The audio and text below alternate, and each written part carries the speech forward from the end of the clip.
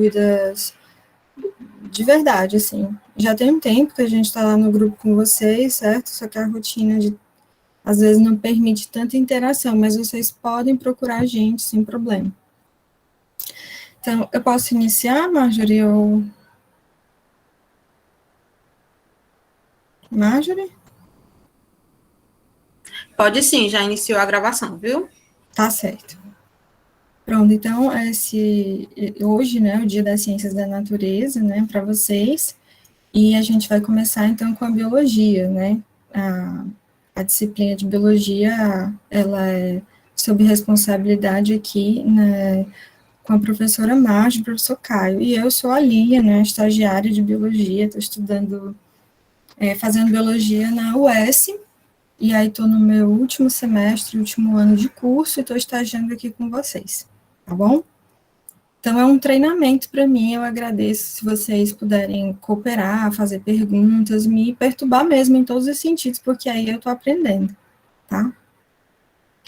Então, hoje eu vou falar sobre relações ecológicas, e eu queria que vocês se perguntassem junto comigo o que são essas relações ecológicas, tá? O que vocês acham que são? Se vocês quiserem colocar no chat, a Marjorie pode ir lendo e me dizendo, a gente pode ir conversando, mas baseado nessas imagens que vocês estão vendo, e provavelmente no material que vocês já receberam dessa semana de biologia, eu acredito que vocês conseguem chutar o que seriam essas relações ecológicas. Alguém gostaria de chutar? Alguém gostaria de dizer? Alguém tem alguma ideia? E eu acho que vocês conseguem perceber de cara, vocês podem ir tentando falar, à medida que a coragem for dando, eu sei que isso é normal mesmo entre a gente, que está estudando. Todas essas fotos tem mais de um animal, né, uma planta. Aqui, se vocês forem ver, é uma capivara e uma ave, uma flor e uma abelha. Aqui é uma anêmona do mar e um peixe-palhaço. Aqui é um tubarão e uma rêmora. Então, vocês percebem aí que existe, certo, a interação entre indivíduos, que podem ser ou não da mesma espécie. Nesses casos aqui, nesses exemplos que a gente está vendo, eles não são da mesma espécie, né? Tubarão é uma coisa, a rêmora é outra, peixe-palhaço é uma coisa, a anêmona do mar é outra, e assim por diante aqui nas imagens. Pronto, a Lana está falando aqui, Lilian, que ela acha que é um tipo de interação entre os seres vivos. Isso, Alana, muito legal, exatamente, perfeito. E essas relações, elas podem ser de dois tipos de grupos diferentes, né, de formas, que são esses nomes que estão aparecendo aí para vocês, ó, intra e interespecífico, e vocês já ouviram isso nos outros anos que vocês fizeram, né, no ensino médio, com certeza, e agora estão revisitando essas palavras. Específico, a gente consegue ter uma ideia específica, é algo ali, pontual, específico, definido. Você diz assim, eu tenho um assunto específico para falar com você, ou seja, é algo, né, ali definido. E aí, aqui, ó, o início da palavra diz assim, intra. Vocês vamos imaginar comigo o que quer dizer esse intra, né? Então, o intra, esse in, lembra para mim o quê? Dentro. Então, dentro do quê? Dentro de uma especificidade. Se é dentro de uma especificidade, uma coisa específica, pontual, esse nome aqui, intraespecífico, eu tenho a relação entre espécies, né? Entre indivíduos da mesma espécie, que é o caso aqui do urso polar. E se for interespecífico, não está dentro da mesma coisa específica, está relacionado, é inter, ou seja, indivíduos de espécies diferentes. Aqui uma rêmora e aqui uma tartaruga marinha. Então, a intra é quando as espécies são iguais e o inter quando as espécies são diferentes. E essas relações ecológicas, elas se montam em rede, assim, eu trouxe um resumão logo de cara para vocês, dando spoiler, vai ver? Por quê? Porque a relação ecológica, como eu já disse, ela pode ser desses dois tipos, e ela pode ainda se manifestar de duas formas, ela pode ser harmônica ou desarmônica, para ambos os casos, ó. Vocês estão vendo aqui, né? Tanto para esse caso do intra específico, como para o caso do inter específico.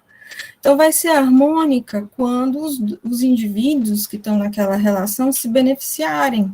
E vai ser desarmônica quando eles não se beneficiarem. Alguém não está se beneficiando e alguém está se beneficiando.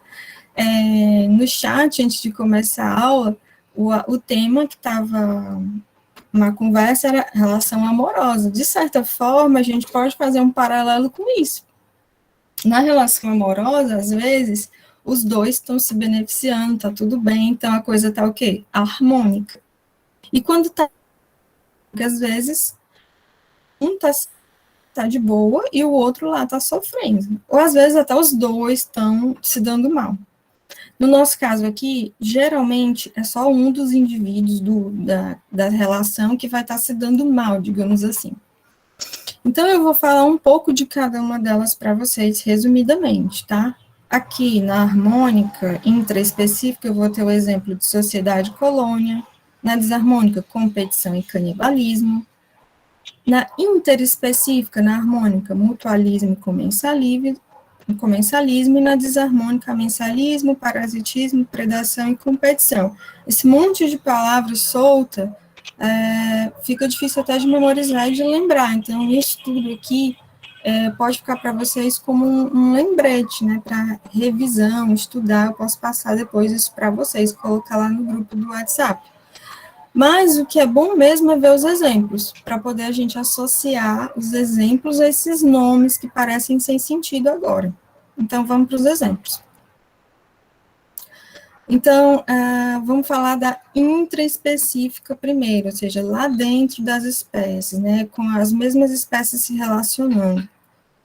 Eu falei para vocês que existe a harmônica e a desarmônica, então eu vou falar primeiro da harmônica, da que está ok entre os indivíduos da mesma espécie. Na sociedade de cupins, a gente vê muito isso, tá? As relações entre os diferentes tipos de indivíduos numa sociedade de cupins, ela é harmônica, ela funciona, ela dá certo e eles se beneficiam. Um tem uma função, um é o rei, o outro é a rainha, o outro é o reprodutor alado, quer dizer, eles têm suas funções dentro daquela sociedade. Assim como, de certa forma, na nossa, se a gente conseguir fazer um paralelo aqui, cada um tem a sua função, cada grupo social, digamos. Se for harmônico, funciona muito bem. Quando está desarmônico, a coisa é diferente. No caso dos cupins, funciona muito bem. Isso também acontece para as formigas, tá? E esses papéis também são diferenciados aqui no caso do rei e da rainha. Se vocês puderem sair um pouquinho da casa de vocês, irem na calçada, no quintal, no jardim, em volta, assim, e olharem, certo, um grupo de formigas indo para o ninho delas, vocês vão perceber ali que existe uma organização perfeita. E talvez vocês consigam notar a diferença entre elas, né? Elas não vão ser todas iguais, ou talvez todas sejam iguais, todas sejam soldados, como chama aqui no caso dos cupins. Então, vocês vão conseguir observar isso na natureza aí pertinho da casa de vocês, não é difícil, não. Esses dois exemplos que eu dei anteriormente são exemplos de sociedades, tá? Muito bem organizadas, por sinal. Agora, existem os exemplos de colônias, tá? Esse organismo, você pensaria assim, isso aqui é uma espécie só, um indivíduo só, exato. A gente denomina isso daqui como uma colônia, na verdade, não exatamente como um indivíduo só. Recebe o nome de espécie, né, uma associação aqui entre esses organismos, vocês vão ser ela de nome popular, assim, caravela do mar, caravela portuguesa, e no TD de vocês eu acho que tem uma imagem dela, mas, na verdade, isso daqui são diferentes organismos que juntos exercem cada uma função específica. Aqui é a crista, o gonosóide, o dactilosóide, eles têm função. Esse aqui é reprodutor, esse aqui vai ter uma função especificamente para realizar o processo de boiar, né, na superfície do corpo d'água, no caso do mar. Então, aqui, nessa colônia, a relação entre esses organismos aqui é positiva, nenhum deles se prejudica, pelo contrário, todos eles se dão bem nessa junção aqui. Mas e quando a coisa não anda direito, né, entre os indivíduos da mesma espécie? No caso aqui da competição, né, eles estão travando uma briga, né, e isso acontece normalmente, se vocês forem ver naqueles documentários, né, no Globo Repórter, é muito comum passar isso também, tá? Por território, né, aqui geralmente é por fêmeas, os machos estão brigando pelas fêmeas, então não é uma relação harmônica, por quê? Porque aqui alguém vai sair perdendo, né, um dos dois vai ficar com a fêmea, o outro vai ficar a ver navios, vai ter que procurar outro grupo aí, de veados, né, de cervos. Então, é uma relação tida como desarmônica.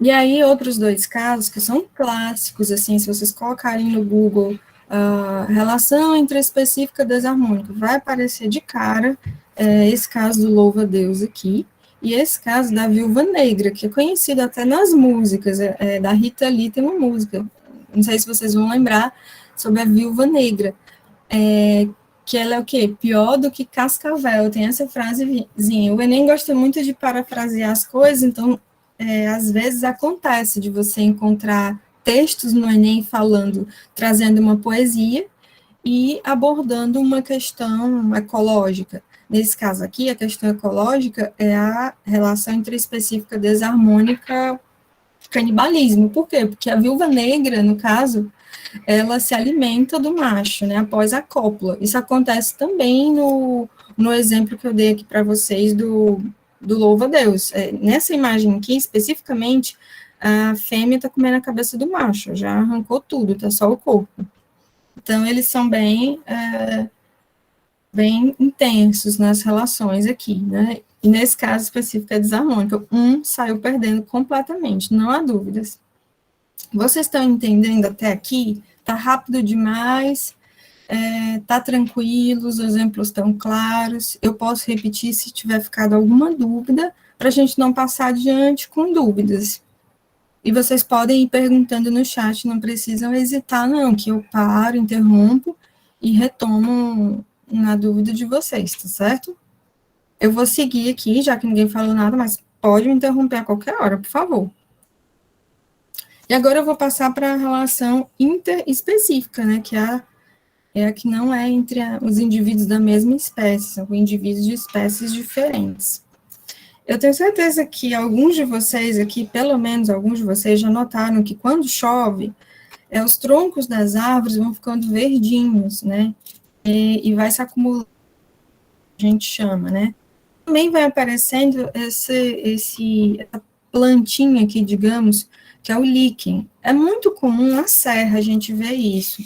No sertão é mais difícil, mas na serra você vê muito. Pode olhar para o tronco de uma árvore, independente do onde você vai ver na serra, isso na floresta, claro, né? Esses líquens aqui, que são associações entre algas e fungos.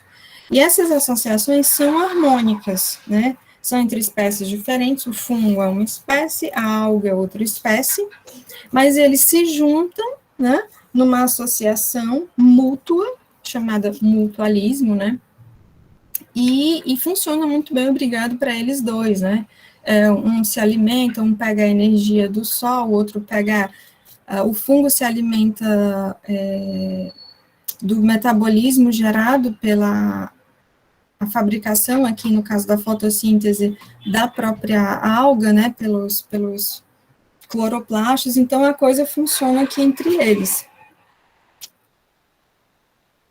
Outro exemplo de mutualismo é o caso, na verdade, comensalismo, perdão, é o caso do gastrópoda, né, que é essa concha aqui, ó, com o paguro, que é um caranguejozinho, né, que entra nessa concha, fica morando aqui, e sobre ele, é cortado visual aqui para vocês, mas tem uma anêmona do mar, né, fazendo a concha dele aqui de imagem. Então, ela está muito bem instalada aqui. Esse rapazinho leva, né, a anêmona para onde ele for. Então, ele vai comendo aqui, certo? Ele pega um animal carnívoro, né? Então, vai se alimentando de outros animais. E os restos desses outros animais que vão sendo desperdiçados aqui, a anêmona capta, né? Pela corrente. Geralmente, isso aqui é no fundo do mar, que se dá, acontece, né? E ela se alimenta desses restinhos aqui, do que vai ficando aqui nessa região. Então, aqui funciona muito bem também essa relação. Tá? Infelizmente, né, como eu disse para vocês, as relações nem sempre são harmônicas. Esses dois casos que eu dei, as relações são harmônicas, né? O mutualismo e Mas no caso das relações desarmônicas, a gente tem o amensalismo, que é um exemplo clássico da maré vermelha. O Enem já trouxe isso várias vezes, inúmeras vezes mesmo. Perdão, meu cachorro, gente. O que acontece? São algas, certo, nessa região aqui, que se multiplicam, se reproduzem no oceano, e elas liberam uma substância tóxica. Outros organismos acabam se proliferando. E a taxa de oxigênio, a iluminação, tudo isso aqui reduz, fica comprometido, acaba que peixes podem morrer, certo? Outras algas vão ficar com a quantidade, né, de indivíduos reduzida, porque vai ter literalmente espaço aqui, né? E é um ambiente tóxico para outros organismos. Então, aqui é uma relação tida como desarmônica, tá? Entre algas e cianobactérias, nesse caso. A relação também conhecida como desarmônica, e que eu acredito que quase todos vocês já devem ter visto, e que é bem desagradável, é o parasitismo em cachorros, por exemplo, que a gente vê esses carinhas aqui, que são os carrapatos, e claramente um está se beneficiando em relação ao outro, né? O cachorro, aqui não é uma pele de cachorro, mas o carrapato, ele está se alimentando, né, do sangue do animal, daquele que ele está se hospedando ali, parasitando, e o outro indivíduo está só sendo sugado, né? Então, é negativo para um lado e positivo para o outro, é desarmônico mesmo.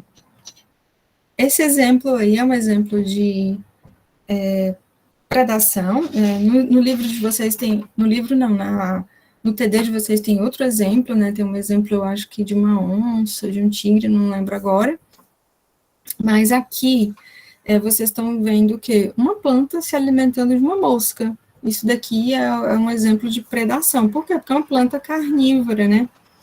E, nesse caso, a mosca foi enganada, né? Aqui ela não vai conseguir nada de bom, vai só perder a vida. Então, é negativo para cá, para a mosca, e positivo para a planta carnívora, que está se dando bem aqui com o alimento dela. Esse último exemplo para vocês, tá? É um exemplo de competição. Por que competição, né? Essa, eu acho que é uma capivara, aqui não tenho bem certeza, certo? Mas esse animalzinho aqui, nas patinhas, aves aqui estão tentando tirar dele, ou seja, tá rolando aqui uma situação de competição, eles estão competindo por esse alimento aqui. E se as aves forem eficientes o suficiente para conseguirem roubar, digamos assim, esse alimento da capivara, né, desse animalzinho, é possível que elas ganhem.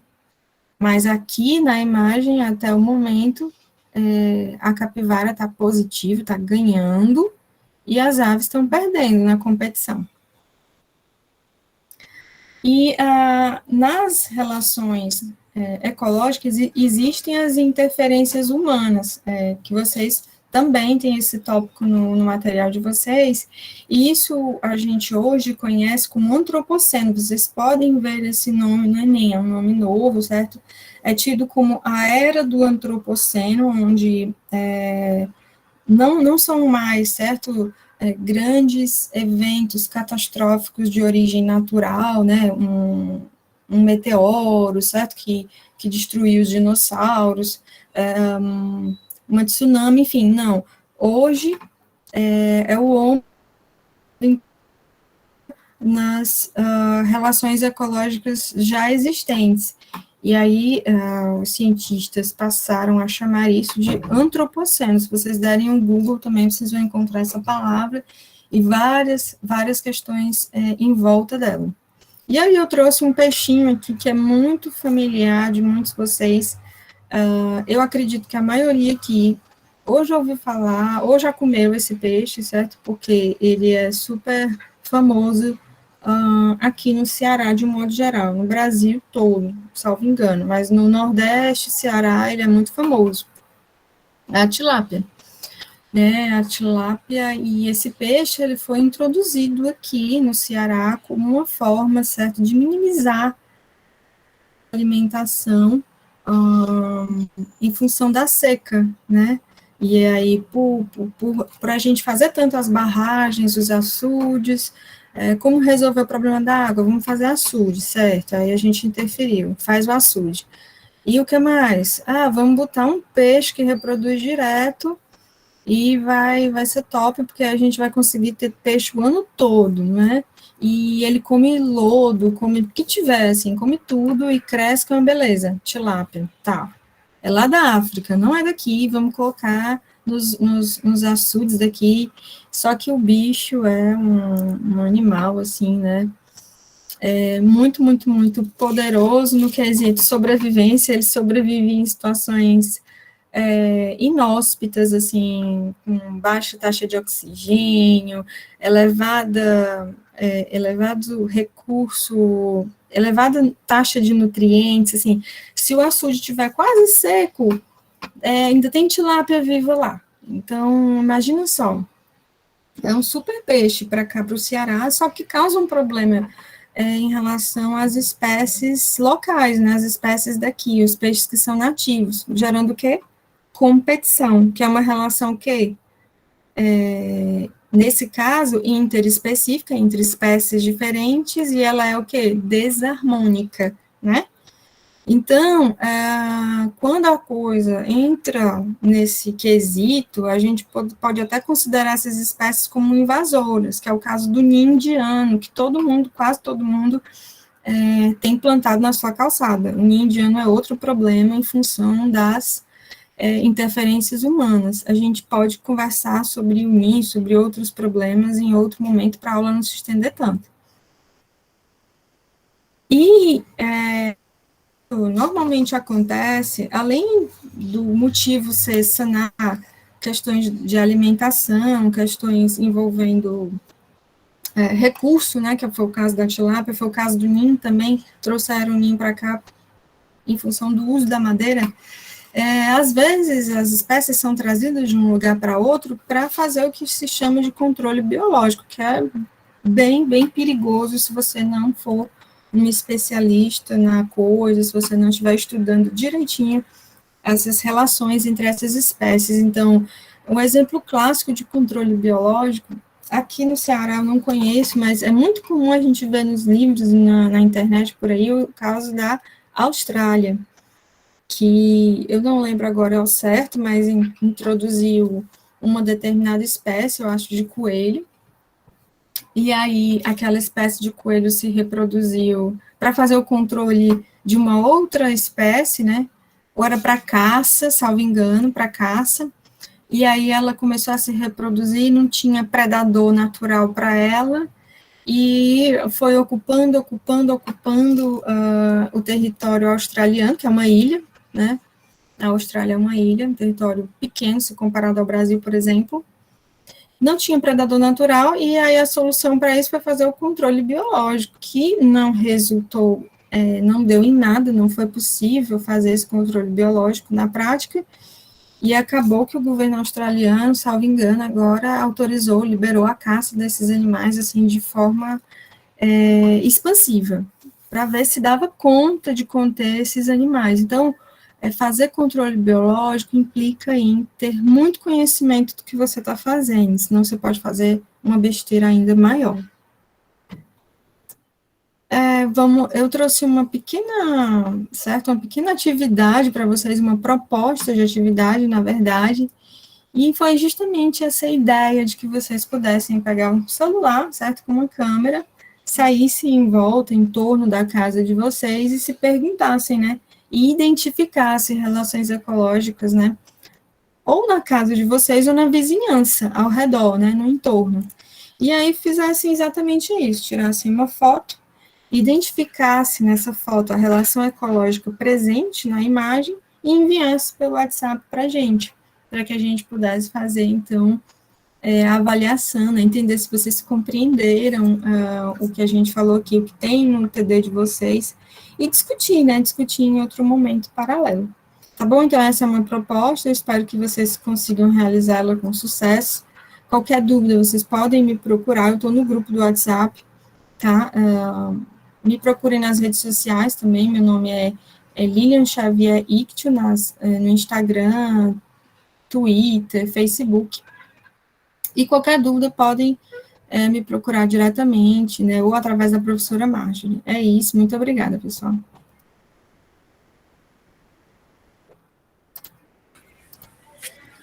Então, gente, a gente agradece aí a Lilian, tá? Hoje foi ela, mas aí na próxima semana também a gente vai ter a participação de novos personagens, certo? E aí, se a Thaís já estiver pronta, e se caso vocês não tenham nenhuma dúvida, já tá aí, né, Thaís? Pronto. Então, são todos seus. Tá certo. Vou projetar aqui, pessoal.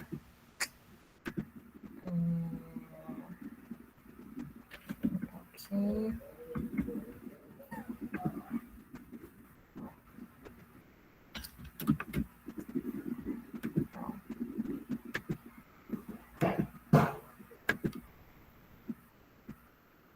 Ai, meu Deus.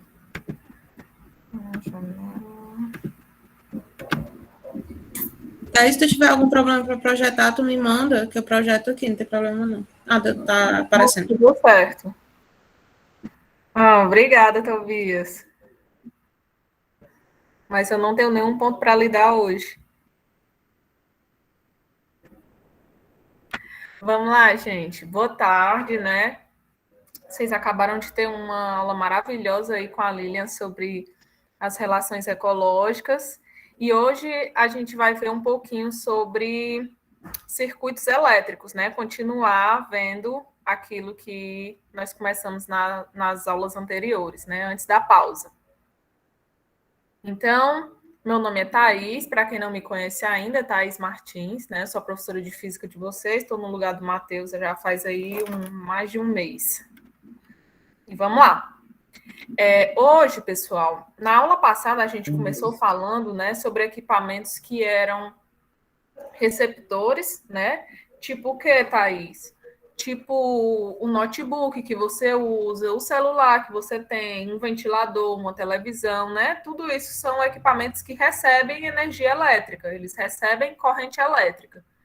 Então, eles são equipamentos que são chamados de receptores. E aí eu comecei a falar um pouquinho com vocês sobre outro tipo de equipamentos, que eles recebem essa energia elétrica, mas eles não vão transformar em outras formas de energia, e sim eles vão transformar em calor, por meio do efeito Joule. E esses equipamentos, como a gente viu, eles são chamados de resistores, porque, de certa forma, eles resistem à passagem da corrente.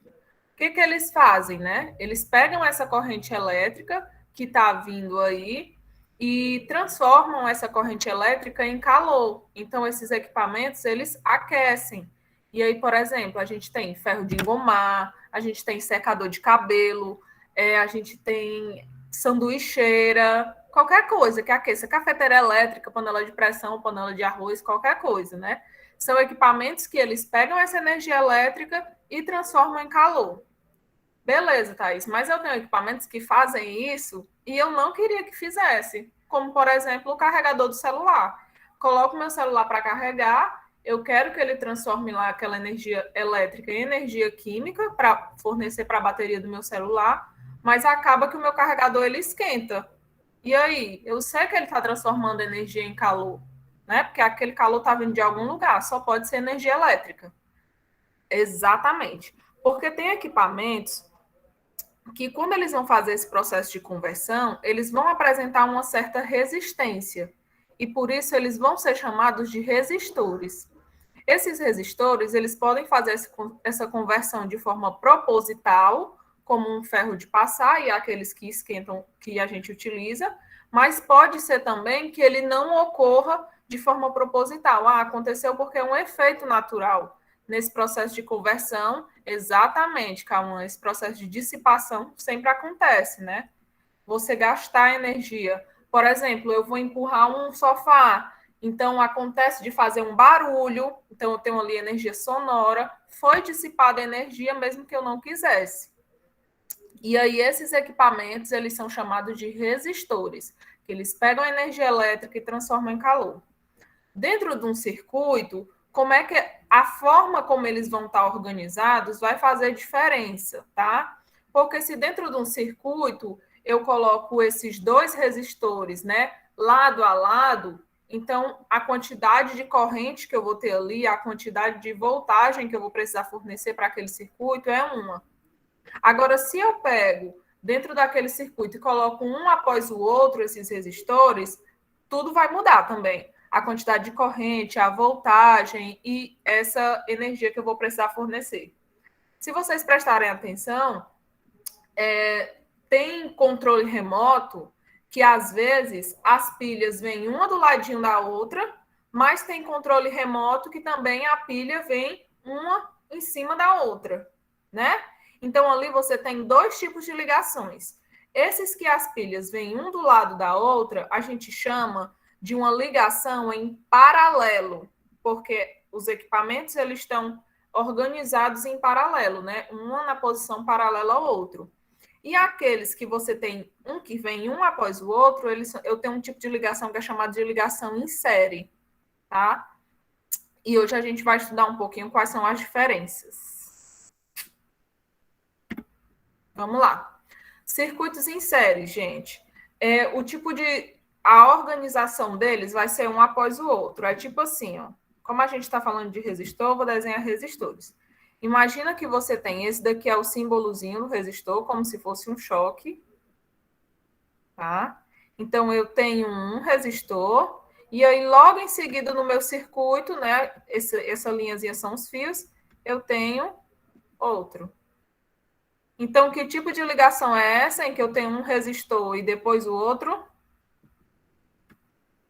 Cadê o meu público? Ainda está aí? Cri, cri, tá? Tem alguém aí?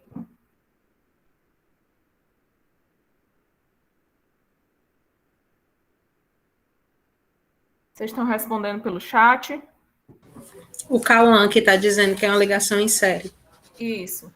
Eu vou ligar a câmera aqui um minutinho e vou mostrar para vocês um exemplo. Exatamente, Cauã, em série. Olha esse controle aqui, ó. Né? Olha esse controle, ó. Você vê que você tem uma pilha e logo em seguida, ó, você tem outra, tá? Então aqui, ó, você tem uma pilha, não é um resistor, né? Mas é um gerador, porque ela fornece energia. Então, você tem aqui, ó, um após o outro, é um tipo de ligação em série. Agora, olha esse outro controle aqui de televisão, ó.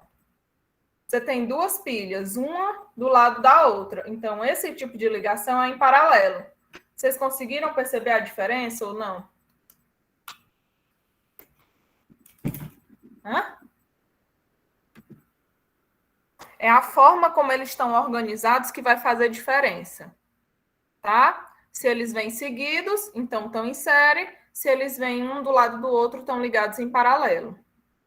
Quando eles estão ligados em série, ó, a corrente elétrica vem, né? Sai lá da minha bateria, do que for que estiver fornecendo essa corrente. Então, essa corrente elétrica vem e vai passando por todo o meu circuito. Como assim, Thaís, um circuito? Um circuito inclui as fiações, os equipamentos que você utiliza, a sua bateria e tudo mais. A gente já falou nas outras aulas. Então, no caso desse, ó, você tem aí, vou fazer aqui o desenho de uma bateria, ó, isso aqui é um gerador, um desenho, né? E a corrente elétrica é a mesma que vem aqui passando por todo o seu circuito. É uma mesma corrente elétrica que passa por todo o circuito. Então, essa é uma característica que você tem quando você tem equipamentos em série. Tá? Olha aí, ó, uma representaçãozinha, uma tomada. Cadê as lâmpadas? Tá aí duas lâmpadas, ó. Elas sendo ligadas em série.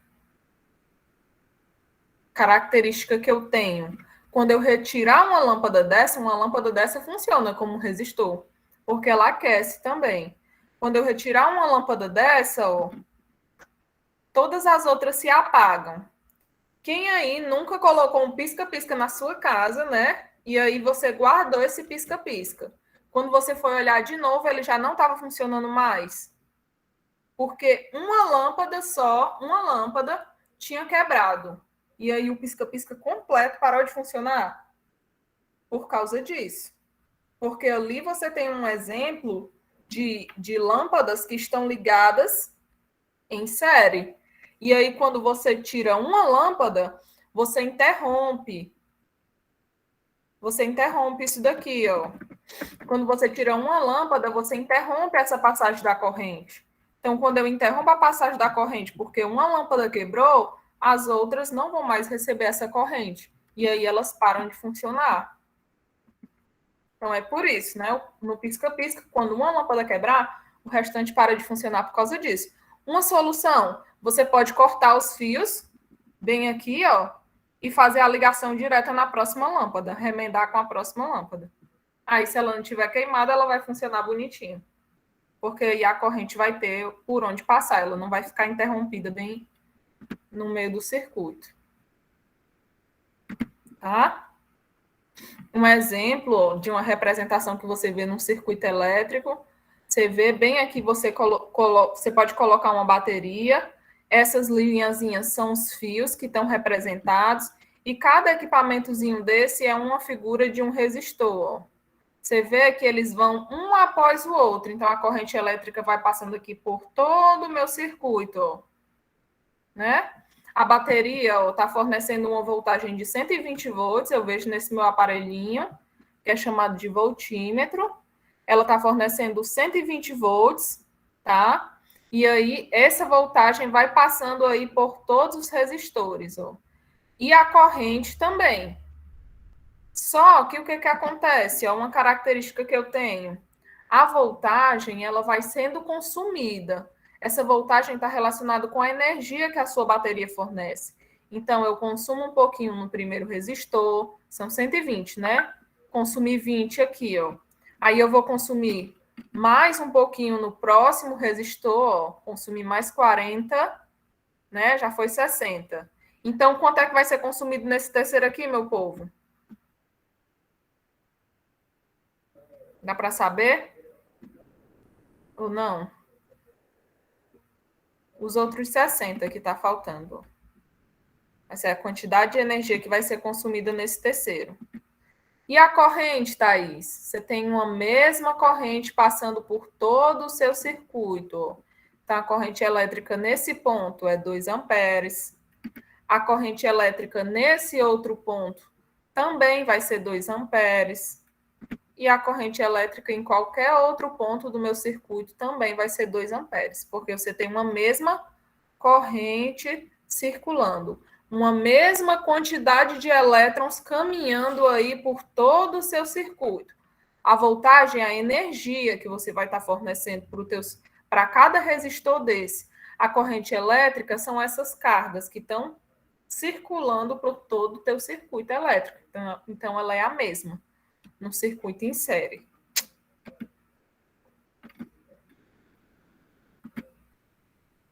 Aí, a corrente elétrica é a mesma e a tensão se divide aí entre cada resistor. Gente, o que vocês acham até agora? Está dando certo ou não? Tá meio duvidoso? Não, tia, tá dando pra entender. Tá certo. Então, vou continuar. Vamos lá. Thaís, mas aí eu vou ter que ficar fazendo para esses três, cada resistorzinho desse. E se eu quiser analisar o circuito todo? Como, por exemplo, quando eu pegar um pisca-pisca, eu não vou estar olhando quanto que cada lâmpadazinha daquela consome. Eu quero saber o pisca-pisca todinho. Quanto é que eu tenho que ligar? Em tomada que vai fornecer quanto, né? Aí, para isso, você precisa calcular a resistência equivalente, que é como se você pegasse todas aquelas resistências e juntasse num pacote só. O resultado delas vai dar o quê, né? Então, essa é a resistência equivalente, tá? A resistência equivalente, para esse nosso circuito em série que a gente está vendo hoje, ó, como é que vai ser nessa minha resistência equivalente? Vai ser a soma das três resistências. Então, por exemplo, digamos que esse meu resistor aqui, aqui, ó, ele tenha uma resistência de 2 ohms. O nome desses símbolos é ohms, viu, meu povo? Espera aí, não estou sabendo desenhar aqui. Deixa eu tentar de novo. Digamos que ele tenha uma resistência de 2 ohms. Mas não. De 2 ohms. Parece uma ferradura, ó. E esse R2 aqui, ó, ele tem uma resistência de 3 ohms, enquanto esse outro aqui tem uma resistência de 5 ohms. Qual vai ser a resistência equivalente desse meu circuito? Se eles estão ligados em série, eu vou somar o valor de todas as resistências. E vai dar quanto, meu povo? Desses três, ó. Qual vai ser o valor da resistência equivalente?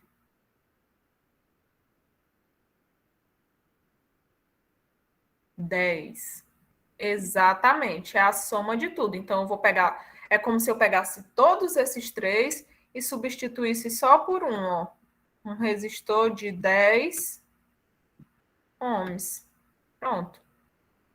Quando eu junto duas pilhas dessa do meu controle, né? Dessas que vêm um após o outro, cada pilha dessa, ela fornece uma voltagem de 1,5 volts. Como elas estão ligadas em série, né? Vem um após o outro, eu sei que as duas juntas, duas pilhas pequenas dessa, fornecem uma voltagem de 3, né? Então, num controle remoto que você tem pilhas em série, por exemplo, se você tirar uma pilha, ele deixa de funcionar. Já o que está em paralelo, desde que essa sua pilha forneça uma voltagem suficiente, ele não vai parar. Mas em série, sim, que você interrompe essa ligação. Então, tá aí, ó. A resistência equivalente na associação em série é a soma das resistências. Deu para entender? Bem facinho ou não? Lá no material de vocês, a segunda questão, eu peço para vocês pegarem, né, 3 equipamentos que tem lá e eu digo a resistência de cada um e fazerem os 2 tipos de associação. O primeiro é em série, e aí você tem que calcular a resistência equivalente deles. Então, eu vou abrir aqui com vocês para a gente calcular o valor dessa resistência. Só subir um pouquinho aqui que eu vou achar. O valor dessa resistência equivalente juntos. O Marjorie mandou aqui bem cedinho, mas...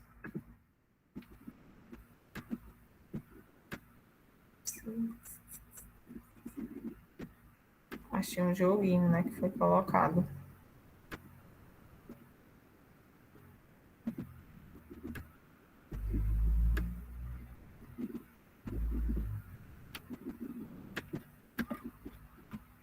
Aqui. Então, quando você coloca 3 resistores em série, você vai somar essas resistências, e aí na soma dessas resistências você obtém aí a sua resistência equivalente. Na segunda questão da nossa atividade de física, eu pedia para vocês fazerem isso. Eu dizia a vocês, né, 3 resistores que tinham lá as suas resistências descendo, de resistor 4, né? De 10, 20, 30 e 40, e aí você ia fazer os 2 tipos de ligações, em série e em paralelo, para dizer qual foi o valor dessa resistência obtida. Então, vamos lá, ó. Se eu tenho, né, a ligação de 4 resistores em série, ó, e a resistência de um mede 10, a de outro mede 20, a de outro mede 30 e a do último mede 40 ohms, quanto é que vai ser essa minha resistência equivalente no meu circuito quando eu ligar eles 4 em série? Você vai somar aqui, ó, tudo isso, e você vai achar uma resistência de 100 ohms. Então, era muito simples para vocês resolverem essa primeira questão. Essa segunda questão, quando eles estiverem em série, é só você saber que a resistência equivalente é isso, a soma de todas as resistências. Agora, vamos para circuitos em paralelos, né? Que é quando eles estão conectados lado a lado. O exemplo eu dei para vocês, mostrei aqui o controle remoto daqui de casa. Então, é como se você ligasse, né, por 2 pontos cada um. Você pode observar que quando você pega lá esse controle, que ele está ligado em paralelo, você tem ponto de conexão em cada uma, onde cada uma dessas pilhas fica, né? Então, tem ali um ponto inicial e um ponto final no mesmo equipamento. Então, eu crio mais de um caminho para a corrente percorrer. Se eu prestar atenção, né, resistores em paralelo, eles estão ligados assim, ó, um do lado do outro. Vou fazer um desenho aqui em cima. Aqui um, aqui outro. É só um exemplo, tá, meu povo? Então, aqui eles estão ligados em paralelo. Ó, se você prestar atenção, esse aqui, né, tá em paralelo com esse. Certo? E aí, como eles estão ligados em paralelo, a corrente, quando ela for passar por esse circuito, ela acaba se dividindo. Como assim, Thaís? Ó, ela vem, mas uma parte vai para o resistor de cima e uma parte vai para o resistor de baixo. Então, eles não vão ter o mesmo valor de corrente, né?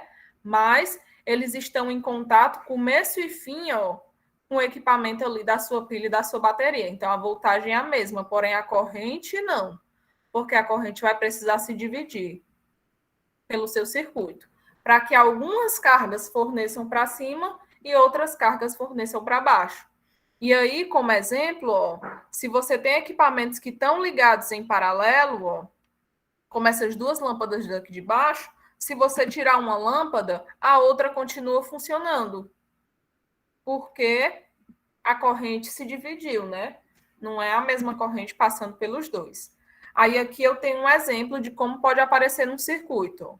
Esses aqui, esse mais e esse menos, é onde está a sua bateria, a sua pilha, gerador, o que for, tá? Ele vai fornecer energia para o seu circuito. E bem aqui você tem os resistores. Deixa eu ver se alguém disse alguma coisa. Não. E bem aí você tem os seus resistores, né? Que vão estar aí consumindo essa energia que foi fornecida. Então, veja, ó, a corrente vem, vou até pegar a canetinha de novo para riscar.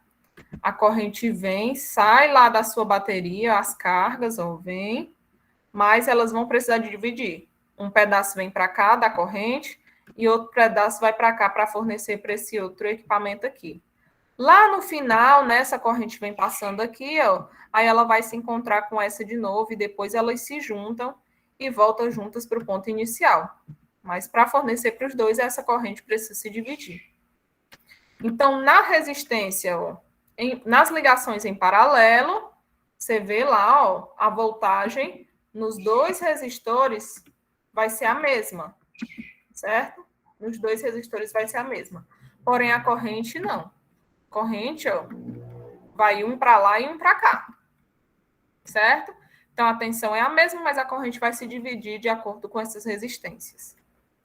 Elas não têm uma dependência uma da outra. Thaís, e tem como eu calcular a resistência equivalente? Tem. Você vai somar os inversos, né? Então, digamos que aqui seja 2 e aqui também seja 2. Como é que eu calculo a resistência equivalente? Soma os inversos, ó.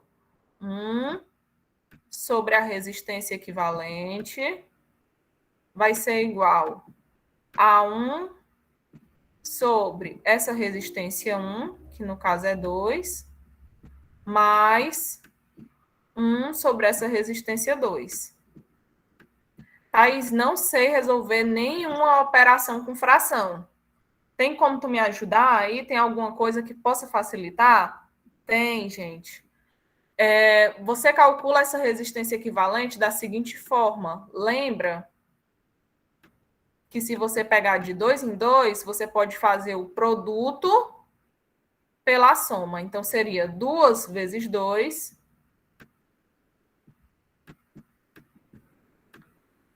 o produto dividido pela soma de 2 mais 2.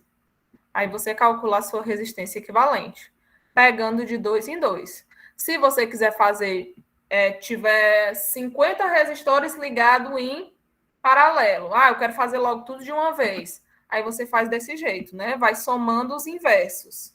Se você quiser pegar de 2 em 2, né? Como a gente fez anteriormente, você vai pegando o produto pela soma, dos 2 em 2, dos pares. Ó. O produto, R1 vezes R2, dividido pela soma de R1 mais R2, certo? Essa resistência equivalente de um circuito paralelo é sempre menor que a menor resistência do circuito. Então, digamos que eu vou pegar aquela questão lá nossa, que eu tinha 4, ó. Um com 10, um com 20, um com 30 e um com 40. E eles estão ligados em paralelo. Vou fazer até o desenho aqui para vocês, bem lindo. Ó. Tá aqui um. Digamos que esse aqui seja o de 10. Estão ligados em paralelo, né? Então, vem um após o outro. Tá aqui o outro. Esse aqui é o de 20. Aí eu vou fazer aqui outro. Esse aqui é o de 30. E vou fazer mais outro. Eles estão todos ligados em paralelo, né? Esse aqui é o de 40. Tá? Então, aí os 4 em série. Como é que eu calculo? Lembrando que é sempre o produto pela soma. Então, vou pegar aqui e fazer logo de 10 com de 20. E achar um para eles dois. Ó. Então, de 10 com de 20. O produto, 10 vezes 20, dividido por 10 mais 20. Quanto é que dá, gente? 10 vezes 20, hein? Deixa eu ver se vocês estão bons aí na matemática. 10 vezes 20 dá quanto? 200. Calma aí, afiado. Então, 200. E 10 mais 20 dá quanto? 30, né?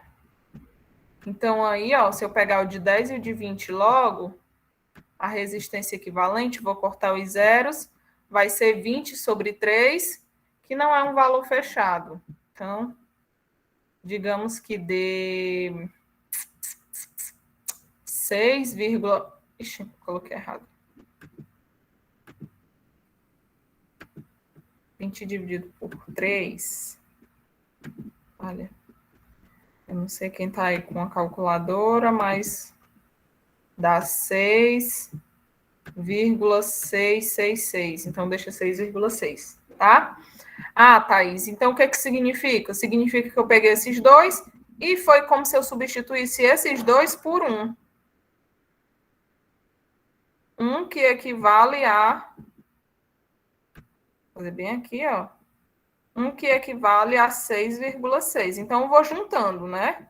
Aí eu tenho esse, continuo tendo o meu de 20, ou continuo tendo o meu de 30 e o meu de 40. Aí agora eu vou achar a resistência equivalente, ó, do de 30 com o de 40 logo. Então, como é que eu faço? O produto pela soma. Então, 30 vezes 40 dividido por 30 mais 40, né? Então, vamos aí, ó. 30 vezes 40. 3 vezes 4, 12. Adiciono os dois zeros. 30 mais 40, 70. Também não vai dar um valor fechado, né, meu povo? Então, corta aqui, ó, um zero com zero. 12 dividido por 7 dá 1 e sobra 5. 50 dividido por 7 dá 7 e vai sobrar 1. Então, aí vai dar 17,1, mais ou menos. Certo? E aí, Thaís, agora, para eu achar a resistência equivalente de tudo, então eu faço de novo o produto pela soma. 6,6 vezes 17,1 dividido por 6,6 mais 17,1. Você vai achar, certo? Então, em resumo, ó, circuito em série, soma de tudo. Circuito em paralelo, você soma os inversos, tá? Ou faz o produto pela soma.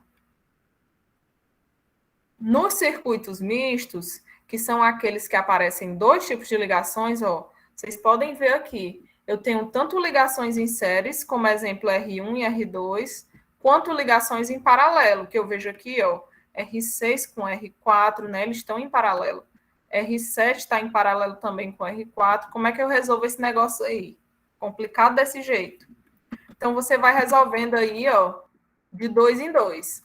Vamos começar logo juntando quem está em série, já que é só somar, ó. Então, eu somo o 1 com o 2. Gente, vocês têm dúvida para tirar antes da gente começar essa parte? Ou não?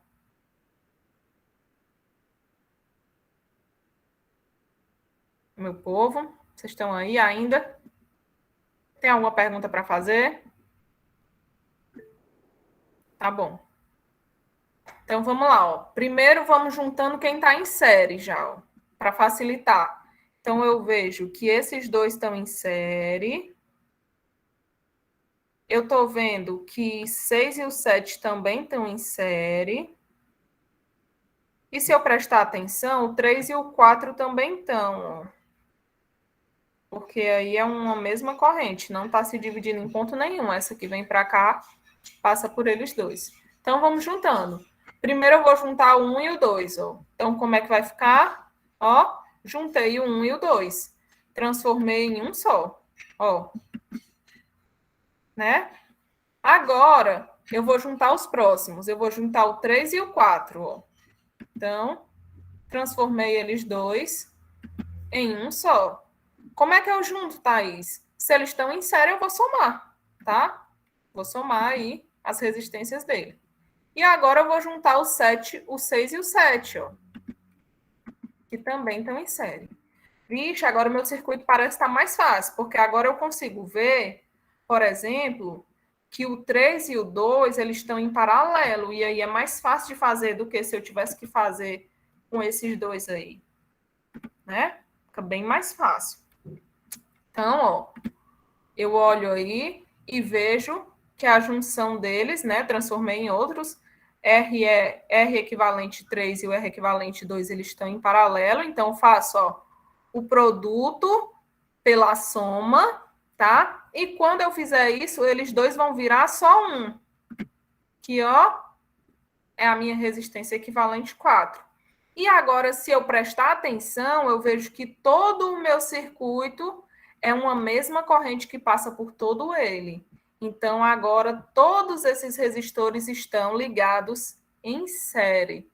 E aí, a minha resistência equivalente vai ser só a soma disso. Então, eu acabo que eu fico com um só, que foi a soma de todos os meus resistores. Gente, para vocês entenderem melhor, né, e fazerem algo mais prático, vocês precisam realmente praticar, tá? Então, resolver questões em que vocês possam colocar esses valores, colocar os valores aí e calcular realmente quanto é que vai ser essa resistência equivalente.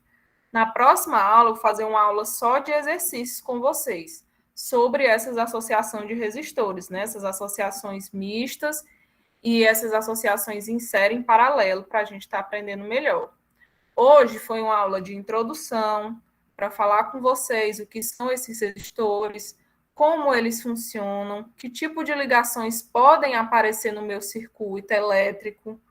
Thaís, essas questões aparecem no Enem? Aparecem, mas não aparecem com essa carinha aí, como a gente viu, de vários choquezinhos. Elas aparecem tipo aquelas lá do começo, com lâmpadas. Então, quem nunca viu, né? Lá no Enem, eles mostram uma questão e aí ele vai mostrar várias lâmpadas organizadas. Aí eles colocam feijão sem rapadura. Aí eles colocam várias lâmpadas e perguntam qual é a organização que essas lâmpadas devem ter, né? E aí você precisa saber calcular aí como são essas resistências. Tá bom? Então, por hoje a gente pode finalizar por aqui. Muito obrigada pela participação de vocês. Se vocês tiverem dúvidas, pode falar.